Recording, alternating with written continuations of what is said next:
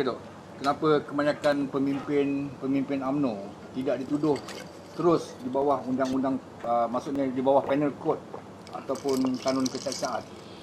Dan kenapa kebanyakannya telah dituduh di bawah AMLA? Di bawah AMLA, okey. Ini kena faham.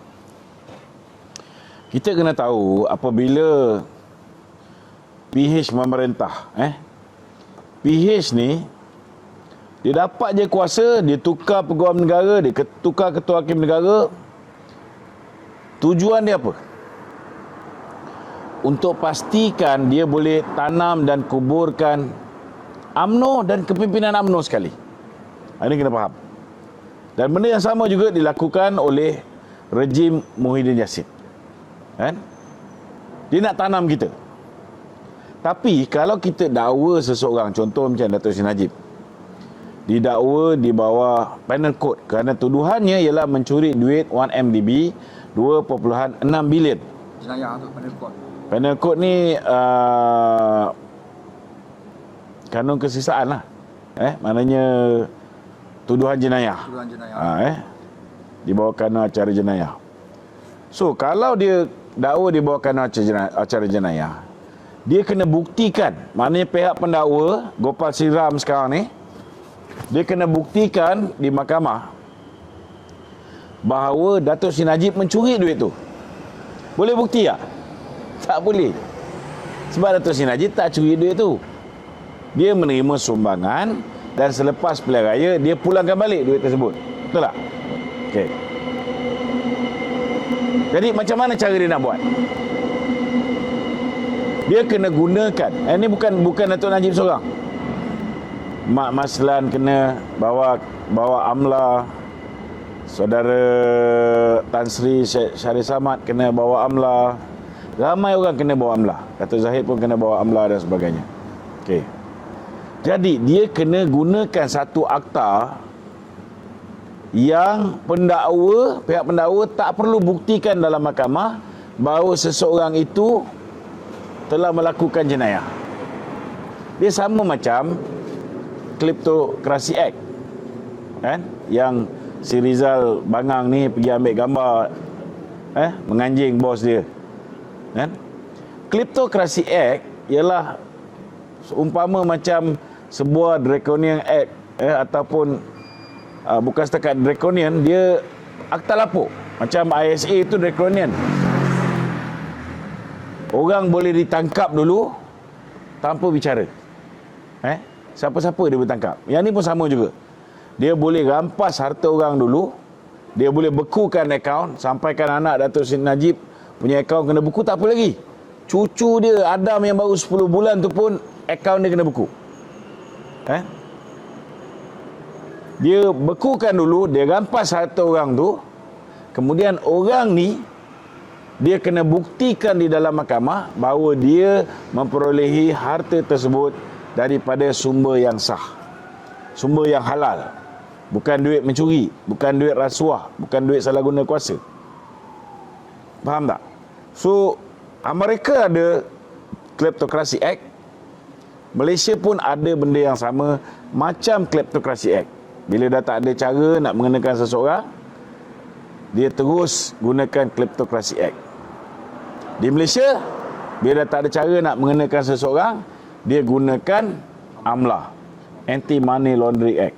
Kerana bila kamu punya duit dibekukan, kan, kamu dihadapkan ke muka pengadilan, kamu kena buktikan bahawa duit ini diperolehi menggunakan cara yang halal, menggunakan sumber yang halal. Okey.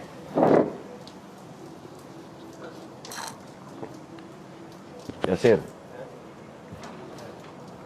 Okey, ada apa-apa lagi? Tok, apa ni? Kalau ada soalan penonton, dia akan WhatsApp kat kau. Okey. Okey? So apa Tok? Apa ni, Kleptokrasi Act dengan AMLA punya ni lebih kurang sama ke? Sama. Lebih kurang Sama lah. je. Sama. Okey. Sama. Tapi kalau dia sebut mencuri apa tu semua di bawah, Itu mesti, kalau tuduhan mencuri, mesti didakwa di bawah kanun acara jenayah, penal code. tapi Tapi dia selalu bercakap menyamun, mengompak, tapi dia Itulah dia mesti bawa penal code. Tapi tak ada pun Dato' Najib dituduh dibawa kerana acara jenayah mengatakan dia mencuri duit 1MDB 2.6 bilion. Tak ada. Tak ada. tak ada bukti. Kalau ada bukti, dah lamalah dia tuduh bawa penal code. Saksi pun Kan? panggil. Tak ada. Apatah lagi dalam kes yang pertama tu, kes tu saksi pendakwaan.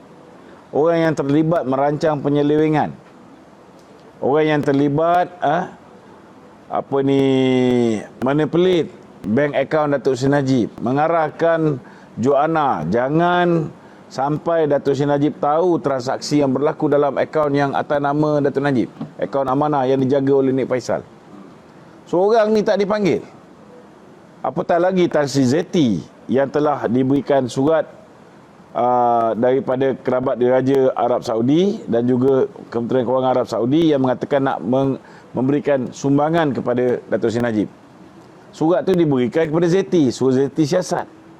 Zeti dah siasat, bukan setakat siasat. Zeti dah keluarkan 3 ke 4 pucuk surat kelulusan untuk duit tu dibawa masuk ke Malaysia. Dan suami si Zeti sudah pun menerima imbuhan. Dan imbuhan itu pun sudah pun dituntut supaya dikembalikan. Tapi Zeti pun tak diminta. Tidak ada sebarang pendakwaan. Adalah macam ni. Kan? Jolo sampai sekarang kenyataan pun tak diambil. Nik Faisal yang memasukkan duit dalam akaun tersebut, yang menjaga akaun tersebut pun tidak diambil keterangan. Jadi mana datang keadilan?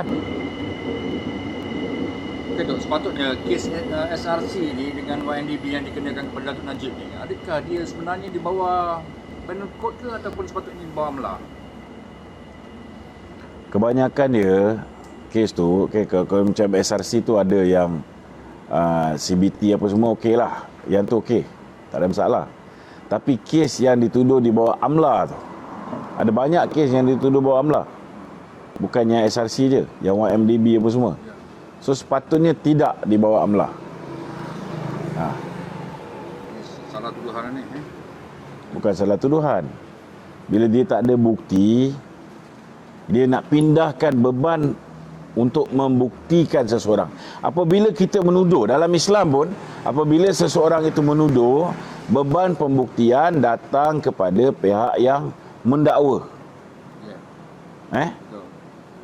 Itu sebabnya apabila contohnya seseorang tu menuduh seorang wanita tu berzina, tapi wanita tu tak berzina, ataupun Dia tak mengaku lah. maknanya bila dia menuduh, dia kena kemukakan 4 orang saksi. Dalam Islam dia kena kemukakan 4 orang saksi. Kalau dia gagal kemukakan tu, dia boleh kena hukuman kazaf. Orang yang gagal membuktikan tu, dia boleh kena hukum kazaf. Tapi dalam kes ni, nak mengelakkan daripada orang yang menuduh tu memberikan bukti bahawa orang ni betul mencuri, maka dia gunakan akta yang terbalik.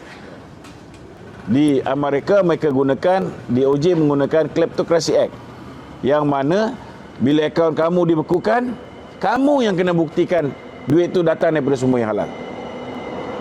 AMLA pun macam tu. Macam mana dia boleh dapat 1 juta? Kan? Orang yang akaun dia kena rampas, orang yang duit dia kena rampas, dia yang kena buktikan dari mana dia dapat 1 juta tu.